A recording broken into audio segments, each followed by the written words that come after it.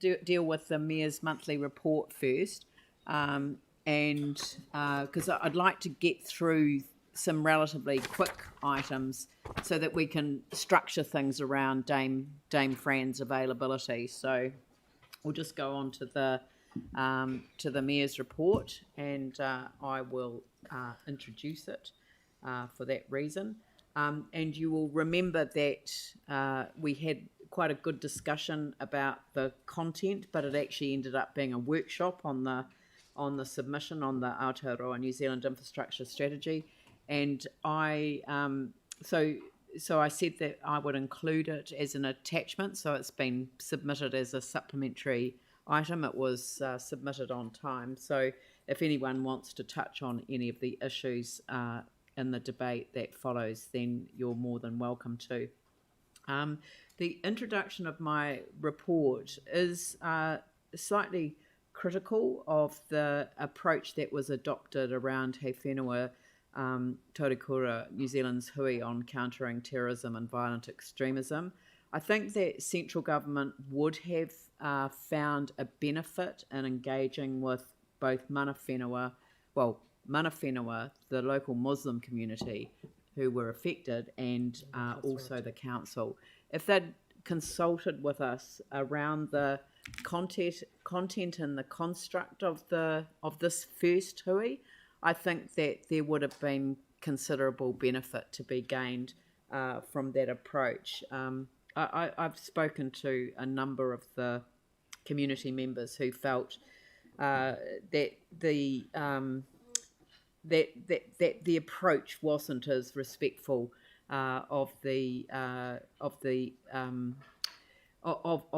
advice and the support that they could have given as it might have been. So I'm putting that relatively politely. It was a real privilege, though, to be invited to join Ngāi Tuhurere, who hosted an engagement between Ngāi Tahu and the Crown. And it was because it was being held at Tuahiwi, the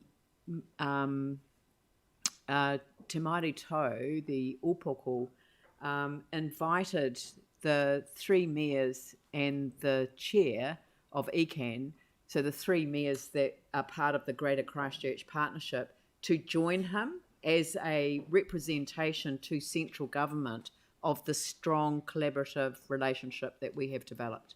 And I thought that was it was an incredibly powerful message, but I also felt very privileged to be there. I put one of my pictures of Te Rama Mai in the paper as well. We acknowledged some farewells in the paper as well. Neville Riley, he was appointed as Canterbury Civil Defence Regional Controller in August 2011, so he came in after the earthquakes. An extraordinary record of service. He's a highly decorated military leader and diplomat, and I know that I found his experience to be very valuable. And 11 years for Gerald Van Looy, who served as the city's honorary consul for the Netherlands, and he was honoured with a Knight in the Order of Orange Nassau in recognition of his service to the kingdom. So, I mean, it's just, again, it's just amazing the amount of people that contribute to our city in different ways. I've talked about the World Innovative Cities Cooperation Organisation as an initiative that is designed to connect cities around innovation. So we're very keen to be part of that. And I spent a bit of time on the Canterbury Heritage Awards. It was a great night. It was just really exciting. And I really loved the fact that Tūranga was seen to be the future heritage winner. So I like the idea that that in the future people will think of that as an important part of our heritage. So I'm not going to go through any of the other details. I just thought I'd reflect on that and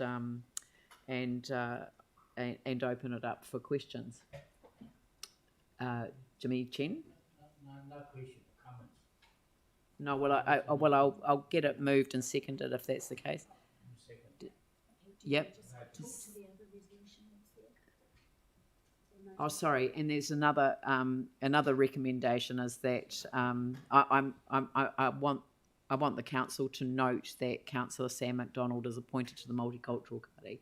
So I have the power to do that apparently. So and it will come. Will it come back for a formal, or is it just a noting? I think a noting at this stage, but if we're doing a report. If we do need a report, then we'll bring one. But we just thought it would be useful to note that for today. Sorry. So Sarah's moved it. Jimmy seconded it. Yeah. Okay. Just a little question on the innovative cities. Yep. How does a city get invited to that? Is that a difficult thing to get an invite to? I mean, is that reflecting on the level of innovation that we're seeing in our city, that we've been chosen and invited to be on board? Or yeah, and I also think we already have an existing relationship with Shenzhen, so we've signed an MOU with them, so we've been on their radar, and I have been invited to speak at a number of conferences, which I've done by Zoom now. Right. So it does make it easier not to have to leave the country.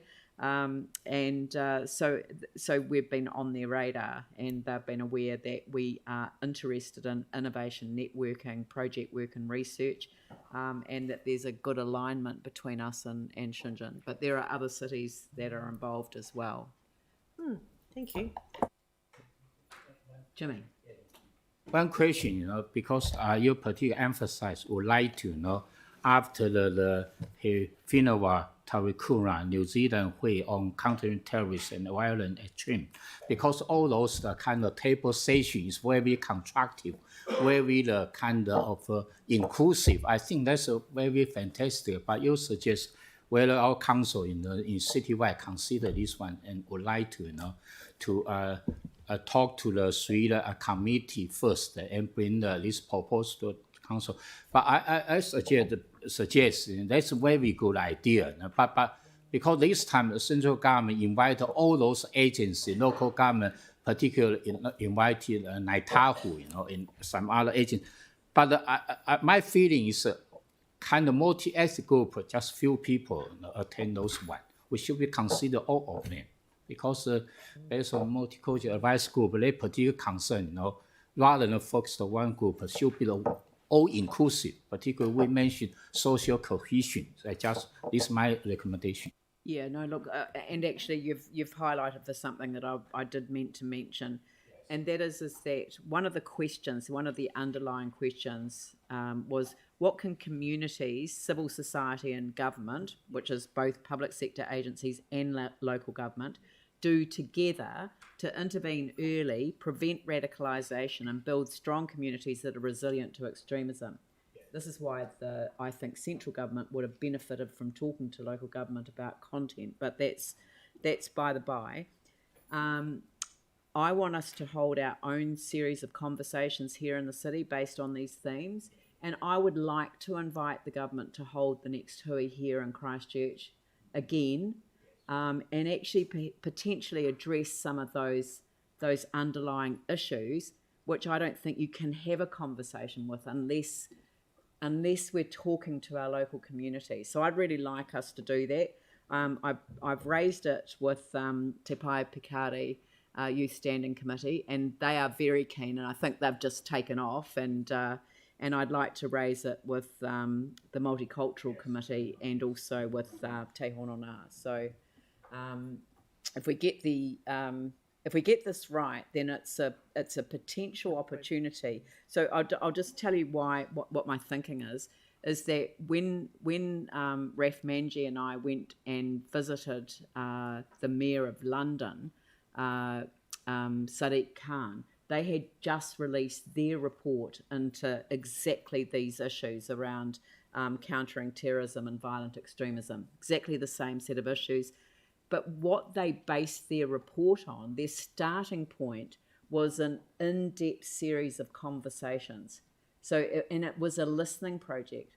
So it was actually about central government and local government coming together, the agencies coming together and listening to the hard to reach communities to find out what was going on for them. And I think that that's a very good model for us to follow.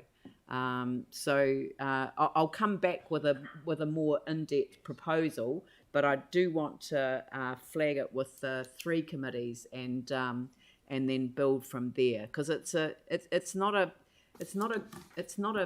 formal, here's a paper, come and make a submission. It's actually going out and meeting with the different communities that have lived experience of some of the challenges that perhaps lead to radicalisation, and that's a serious issue.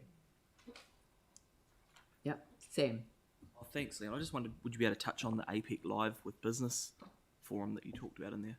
Yes, so I went up to Auckland and attended the launch of the APEC Live with Business.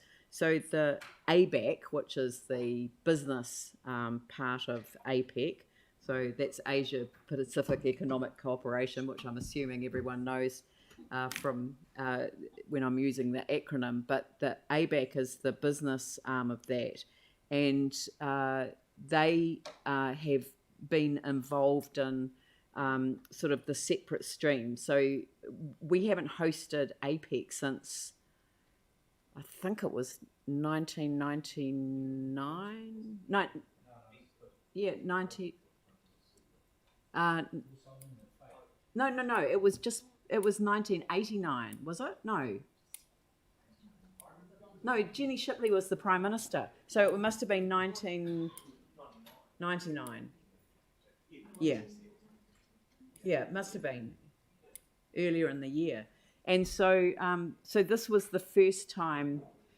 This is the first time that the full APEC was held completely virtually, and it's going on now. So this was just the launch of the business one, and I went up there really to ensure that that Christchurch was sort of seen as having an interest in all of the issues, including hosting an entirely virtual forum, because it all sits within that innovation framework. And I had the opportunity to provide a virtual welcome, so that was videoed, not on that particular occasion, but as part of the infrastructure ministers and officials who would have come to Christchurch for their APEC session. So I did a presentation for it, and if you want to see it, I will circulate it to you. But I just made the point about out of disaster, out of crisis comes opportunity. And I use the example of the Otakaro Avon River corridor having been devastated by the earthquake and now offering this amazing opportunity, as well as So I what I was signalling to them was that, yes, there's been the crisis of COVID, but you as ministers and officials advising ministers should take this as an opportunity to think differently about how we do things. Anyway, thank you for the question. Right, so that's been moved and seconded. And so is there any debate? I'll put the motion. All those in favour say aye. Those opposed say no. That's carried. Thank you. If you want to do that LTP minute.